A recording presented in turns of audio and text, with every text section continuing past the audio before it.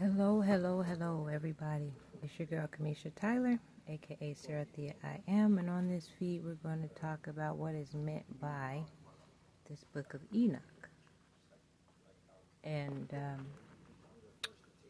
give more clarity to what is meant by the Son of God in the very stages of the book here.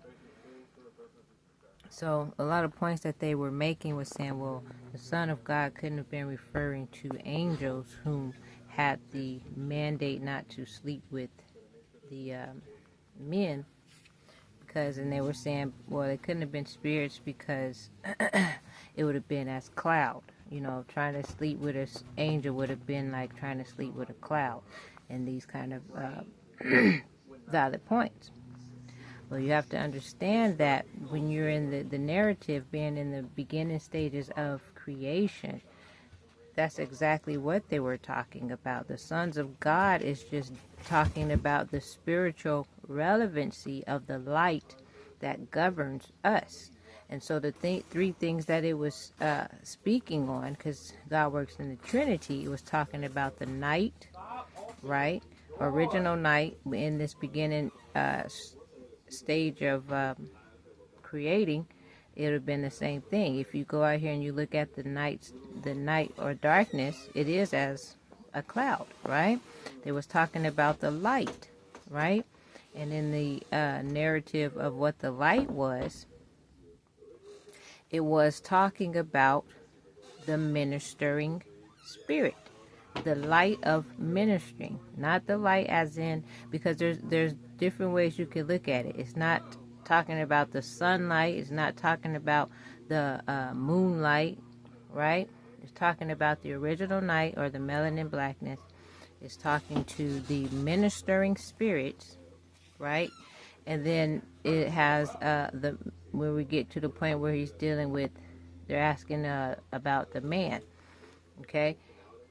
We're talking about, remember, the Son of God is the spiritual relevancy of the light that governs us. So what was to govern the night, right?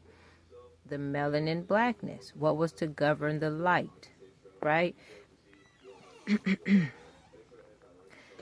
The commandments and the work that God had sent them to do, their angelic form. What was to govern the man or mankind? And it was to keep the commandments.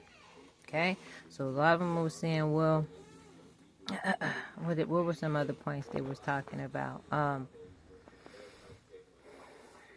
It's just all a way of trying to pull out from identifying their pale skin as the ones that were given the mandate not to sleep with Afro-Negro American folks, right?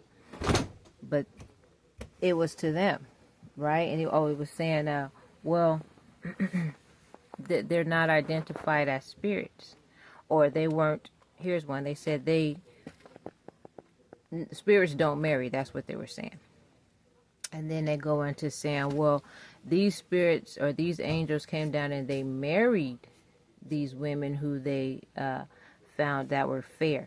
And I know a lot of people are going to say, well, fair means the white, but fair in the sense of when you're coming out of the original night of everything complete blackness, fair would be the lighter brown, the tan. No, I don't want to say. Well, yeah, you could say them because they was in the garden, but the my complected type people. Okay, so these are your angels who were the pale whites wanting to sleep with the lighter complected blacks. Okay, so they were saying, well, they just they weren't allowed to marry. The spirits don't marry, aren't given into marriage and all this stuff. But these spirits, they married, the wives that they had slept with and all these things.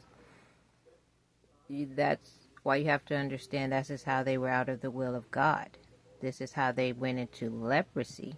They're no longer spirits. They were covered. Their nakedness had to be covered with the skins of